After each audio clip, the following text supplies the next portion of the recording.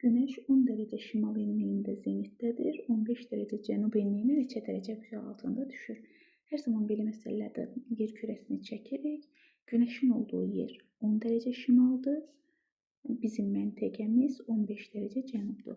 10 şimal ilə 15 cənub arasında nə qədər fərq var? Biri şimalda, biri cənubda olduğuna görə toplayırıq və maksimum düşmə bucağı 90-dan həmin cavabı çıxırıq.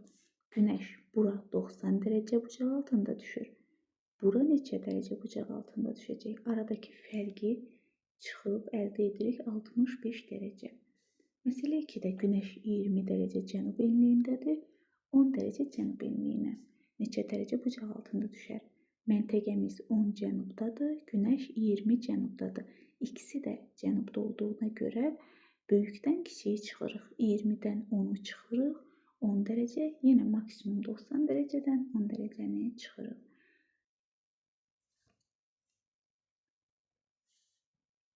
Güneş 15 derece şimal enliyindədir. Hansı enlikdə 40 derece bucaq altında düşər? Güneşi çəkirik 15 şimalda. Hər hansı bir enlik var, bura 40 derece bucaq altında düşür. Deməli, Güneşin olduğu yer ilə onun arasında nə qədər fərq var? Güneş bura düşür 90 derece. 40 bucaq düşürsə, deməli 50 bu yan və ya 50 bu yana istiqamətlidir. 15 derece şimal enliyindən 50 derece yuxarıya gedəndə neçə derece eləyir? 65 derece şimal enliyi eləyir.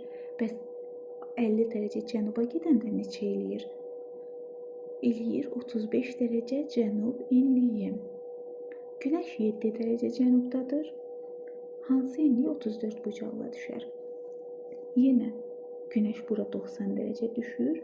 34 bucağla düşürsə, deməli aralarında nə qədər fərq var? 90 çıx 34 qədər, yəni 56.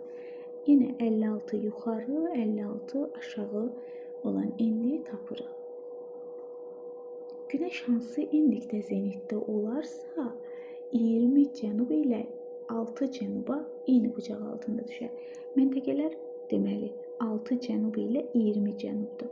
Bunların tən ortasında olmalıdır ki, ikisinə də bərabər bucaq altında düşsün. 20 ilə 6-nın tən ortası neçədir? Toplayıb 2-yə bölə bilərik. Alınır 13 derece cənub enliyi. Digər məsələdə Güneş hansı enlikdə zenitdə olarsa, 10 derece şimalı ilə 8 derece cənuba bərabər bucaq altında düşər. İndi burada da məntəqələri göstərmişik. 10 şimal və 8 cənub. Yine bunların tən ortasında bir məntəqə olmalıdır. Toplayırıq. Daha doğrusu böyükdən kiçiyi çıxıb 2-yə bölürük. Çünki biri şimalda, biri cənubda. Elə belə yəni hesablaya da bilərsiniz. Nə qədər məsafə var aralarında? 9. 10 burada, 8 burada. 18. 18'in ortası neçədir? 9. Deməli bundan 9 aşağı və ya bundan 9 yuxarı. Neçə eləyir? 1 derece şimal enliyi. 60 derece şimal enliyində yerləşən dağın cənuba meylliliyi 24 derecedir. 22 iyun günündə bu yamacda Güneş şüalarının düşmə bucağını tapın. Deməli məntəqəmiz, dağımız 60 derece şimal enliyindədir. Cənuba meyillidir. Nə qədər cənuba meyillidirsə, o qədər cənuba köçürürük sanki dağı. 60'da idi. 24 derece cənuba gəldi. 60'dan 24 derece cənuba gələndə nə edir? 60'dan 24'e çıxdı. 36. Artıq dağımız 36 şimal enliyindədir. Bu 60'ı unutduq. Deməli, məntəqəmiz 36 derece şimal enliyindədir. 22 iyun günündə, yəni yay gündönümü günü Güneş harda zenitdə olur? Şimal tropik xətti üzərində, yəni 23,5 derece şimal enliyində.